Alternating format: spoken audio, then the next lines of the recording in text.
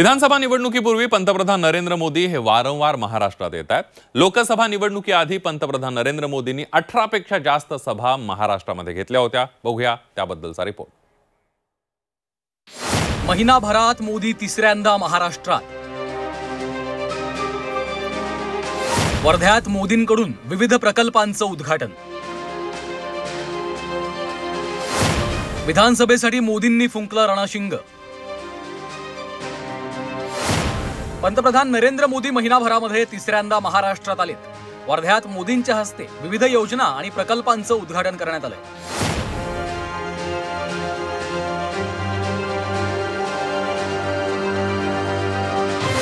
मोदींनी वर्धा दौऱ्यात कर्नाटकातल्या गणपती मूर्ती प्रकरणावरून विरोधकांवर खास करून काँग्रेसवर तोफ डागली आहे। कांग्रेस पार्टी को गणपति पूजा से भी चीड़ है। मैं गणेश पूजन कार्यक्रम में चला गया तो कांग्रेस का तुष्टीकरण का भूत जाग उठा। कांग्रेस गणपति पूजा का विरोध करने लगी, गणपतीची आराधना करीत होता। आणि कर्नाटकात गणपतीची मूर्ती पोलीस वॅन मध्ये होती। साथियों, पूरा देश गणपति के इस अपमान को देखकर आक्रोशित है। शाही परिवार म्हणत मोदींनी राहुल गांधी आणि त्यांच्या कुटुंबांवर टीका तर केलीच, मात्र काँग्रेस पक्ष देशातला सर्वात मोठा भ्रष्ट पक्ष असल्याचा आरोपही मोदींनी केलाय। ये वो कांग्रेस है जिसे टुकड़े टुकड़े गैंग और अर्बन नक्सल के लोग चला रहे हैं। आज देश की सबसे बेईमान और सबसे भ्रष्ट कोई पार्टी है तो वो पार्टी कांग्रेस पार्टी है।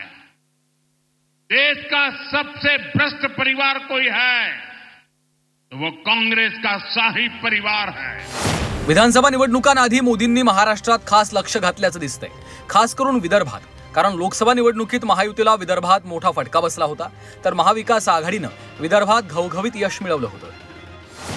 लोकसभेच्या 10 जागांपैकी फक्त 2च जागांवर भाजपला विजय मिळवता आला। एकनाथ शिंदेंच्या शिवसेनेचा 1 खासदार निवडून आला। 2019च्या तुलनेत भाजपला 3 आणि शिवसेनेचं 2 जागांवर नुकसान झालं, तर दुसरीकडे काँग्रेसने विदर्भात 5 जागा जिंकल्या।